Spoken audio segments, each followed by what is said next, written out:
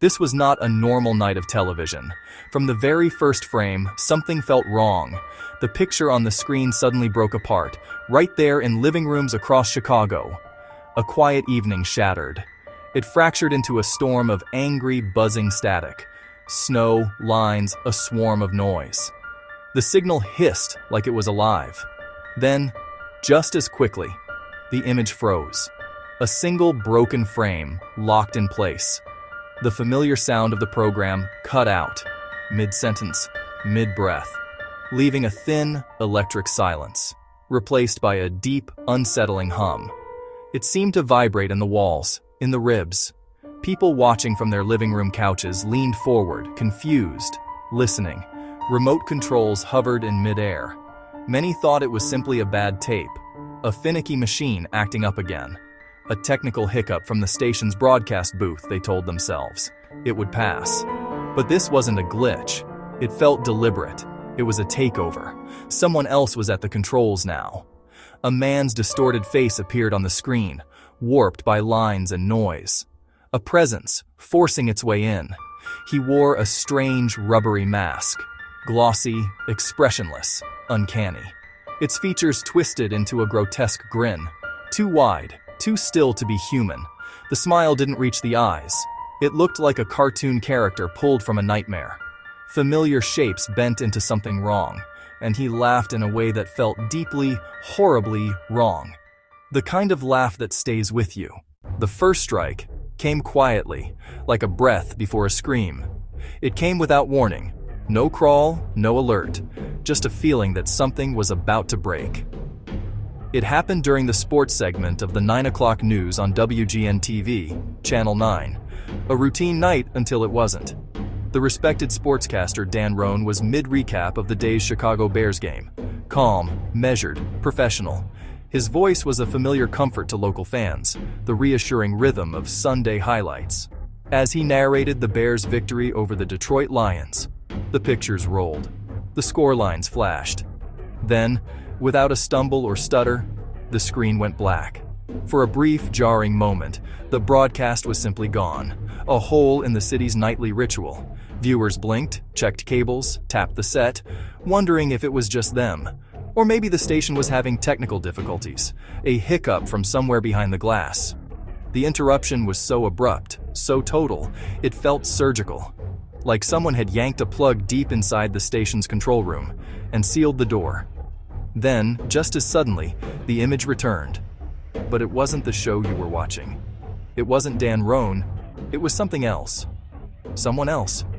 It was him, the intruder, the figure in the mask, staring through the noise like a dare. He wore a cheap-looking latex mask of Max Headroom, the stuttering, satirical 80s TV persona supposedly computer-generated. He rocked back and forth, head bobbing in a jerky, unnatural rhythm. A human glitch. Behind him, corrugated metal turned slowly, a hypnotic, dizzying spiral of light and shadow.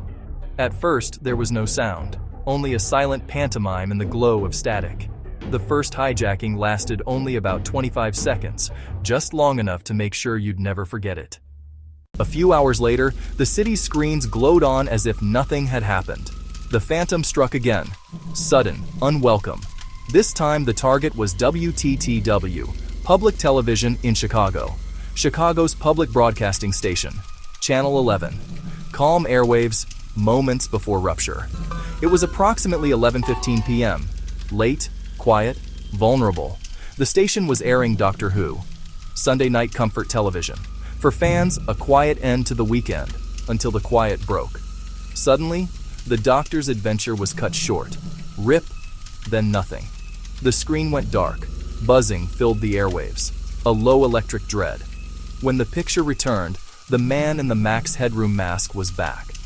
This was no brief, silent intrusion. The room itself seemed to hum. The takeover was longer, and it lingered. Louder and stranger, and infinitely more disturbing. A performance you could feel in your teeth. The main event had begun. Viewers, captive. For a full 90 seconds, the masked figure held the channel hostage. He was no longer silent. A voice bled through the static.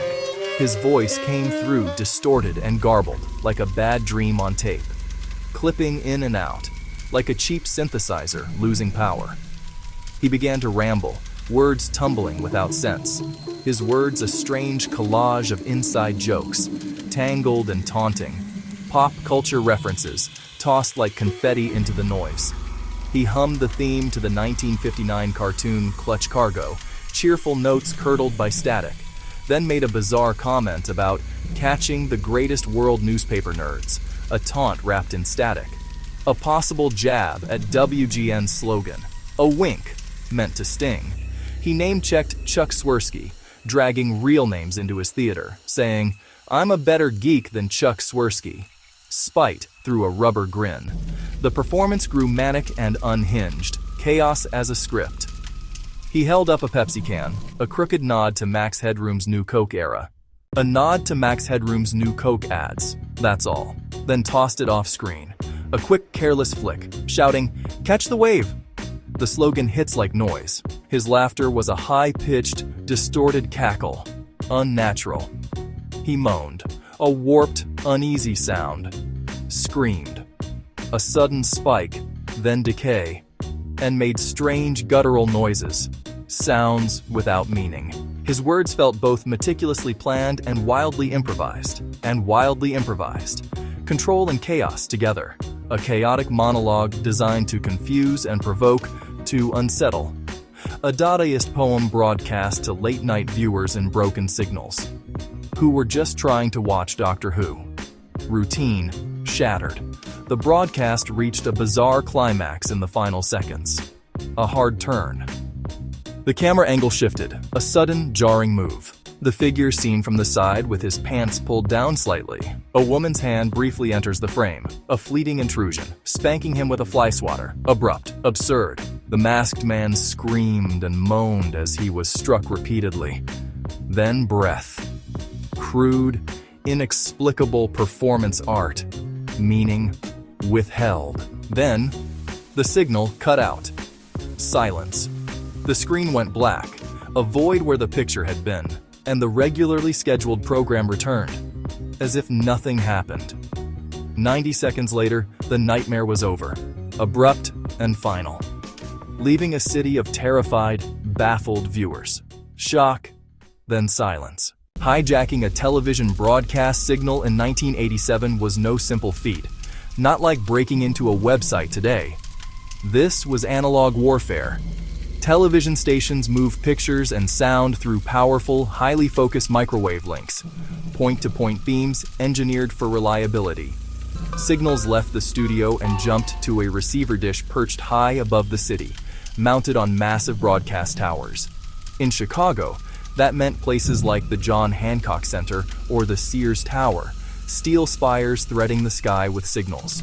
To interrupt that path, a pirate had to overpower the station, generating a microwave signal stronger than the official feed. They also needed line of sight to the receiving dish, which meant a rooftop or a tall building squarely in the beam's path. The gear list was daunting. A high-power transmitter, a portable power source, and a precisely aimed directional antenna.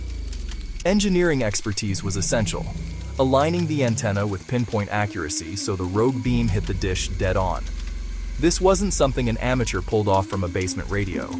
It demanded knowledge, planning, and unusual nerve. The culprits had to set up fast, aim flawlessly, flood the link, and vanish before anyone could find the roof they were standing on. In the aftermath of the broadcast, the Federal Communications Commission, in collaboration with the FBI, launched an intensive investigation. The hunt began before the signal had fully faded. Agents interviewed personnel at WGN and at WTTW. Control rooms, hallways, and tape libraries became quiet stages for careful questions. They searched for disgruntled employees and recently fired technicians who might have had the motive and the means. Rumors surfaced, proof did not. The theory of an inside job was compelling. An employee would have known the exact frequencies, the locations of the microwave dishes, and the security protocols. That knowledge would make hijacking the signal significantly easier. Despite background checks and interviews, investigators found no credible suspect. Investigators then turned to the city's underground community of hackers and radio pirates, whisper networks, handles, late-night meetups. In the 1980s, a subculture of tech-savvy enthusiasts pushed the limits of technology. It was plausible a small group of freaks, or radio pirates, had the gear and the skills. The motive might have been the thrill of the challenge, to prove it could be done, a dare transmitted on microwaves and VHS ghosts. The FCC searched for leads, but the pirates stayed secretive and tight-knit. Circles within circles. Trust earned in static. If any of them knew who was responsible, they weren't talking. The signal faded, but the silence remained. Years have passed since that strange November night in 1987, and Chicago, restless, neon, unblinking, moved on. New technologies reshaped the media landscape in ways unimaginable then. Signals now travel as streams of code. Analog television gave way to digital, while the internet split into a million channels for information and disruption. The kind of microwave hijacking seen in the Max Headroom incident is now far harder to pull off. Yet the story endures. The raw, unsettling footage, once trapped on grainy VHS, now lives forever online. It continues to fascinate and disturb a new generation of viewers. The masked image remains a cultural artifact, a moment when the polished veneer of corporate media shattered to reveal the chaos beneath. Fans of true crime and unsolved mysteries still dissect the footage, every frame, every warped syllable, searching for intent. Some signals were never meant to be traced, and somewhere, beneath the static, the ghost still whispers. Enjoyed this deep dive? Subscribe for more Unsolved Mysteries, new episodes every week. Tap subscribe.